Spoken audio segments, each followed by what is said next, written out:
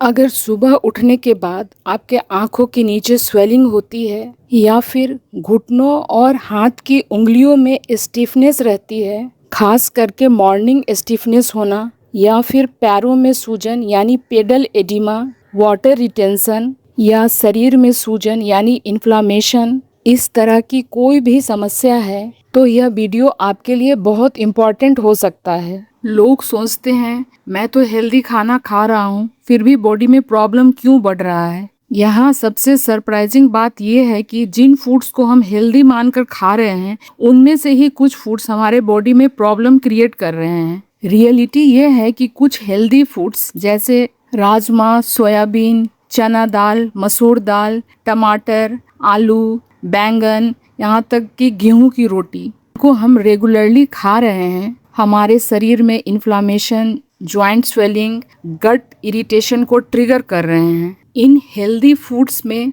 Lectin नाम का एक नेचुरल प्रोटीन पाया जाता है। पौधे खुद को इंसेक्ट और डैमेज से बचाने के लिए लैक्टिन्स बनाते हैं। लैक्टिन पौधों के लिए एक नेचुरल डिफेंस मैकेनिज्म के रूप में काम करता है। यह पौधों को नुकसान पहुंचाने वाले इंसेक्ट, फंगस और माइक्रो ऑर्गेनिज्म से बचाता है।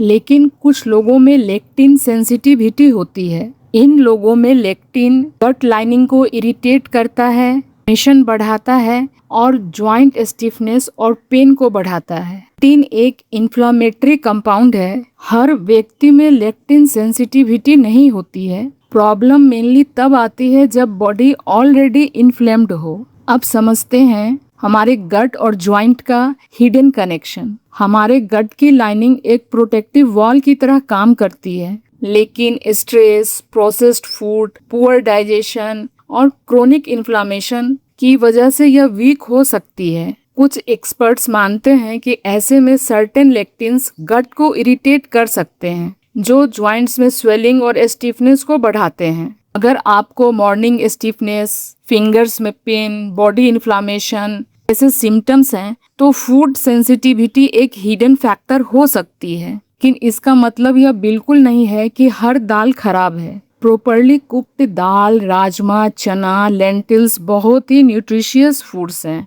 इनमें फाइबर, प्रोटीन, आयरन, मैग्नीशियम होता है। अब बात करते हैं कि इनमें मौजूद लेक्टिन्स को कम कैसे करें। आप इन दालों को 8 से 12 घंटे तक भिगोकर फिर कुक करें। आप इनको प्रेशर कुक करें। हाई हीट लेक्टिन्स को काफ़ी रिड्यूस करता है। आप दाल और लेंटिल्स को फर्मेंट कर इडली, डोसा बनाएं। Fermented foods easier to digest होते हैं। साथ ही एक फूड डायरी रखें। कौन सा फूड खाने के बाद पेन बढ़ता है, इसे नोट करें। अब बात करते हैं joint friendly anti inflammatory foods की, जो शरीर की सूजन कम करने में मदद करते हैं। नंबर 1 पे आता है हल्दी। हल्दी में कुरकुमीन होता है, जो इन्फ्लामेशन कम करने में मदद करता है। वार्म मिल्क या पानी में हल्दी मिलाकर पीना बहुत यूजफुल होता है। Second, ginger. जिंजर में नेचुरल एंटी इन्फ्लामेटरी कंपाउंड्स होते हैं, जो मसल सोरनेस और जॉइंट डिस्कम्फर्ट कम करने में मदद करते हैं। यह डाइजेशन इम्प्रूव करने में भी हेल्पफुल होता है। नंबर 3 पे बात करते हैं ओमेगा रिच फिश की।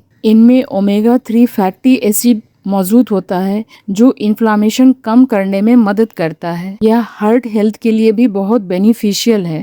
नंबर 4 पे बात करते हैं वॉलनट्स की। Walnuts plant based omega 3 fatty acid का रिच सोर्स है। ये ब्रेन और हार्ट हेल्थ दोनों के लिए ही बहुत अच्छे होते हैं। नंबर 5 पे बात करते हैं ग्रीन लीफी वेजिटेबल्स की। ये एंटीऑक्सीडेंट और मैग्नीशियम से भरपूर होते हैं। ये बॉडी इन्फ्लामेशन कम करने में सपोर्ट करते हैं, साथ ही गट हेल्थ और इम्यूनिटी के लिए बहुत यूजफुल हैं। पालक साग, मेथी साग जैसे ऑप्शन बहुत अच्छे हैं। नंबर 6 पे बात करते हैं गार्लिक यानी लहसुन की। लहसुन में present sulphur compounds inflammation reduce करने में मदद करता है। एक इम्पॉर्टेंट बात, कोई एक फूड मिरेकल क्योर नहीं है, लेकिन सही anti inflammatory diet, proper sleep, stress control और फिजिकल एक्टिविटी मिलकर आपको लंबे समय तक हेल्दी रखने में मदद कर सकते हैं।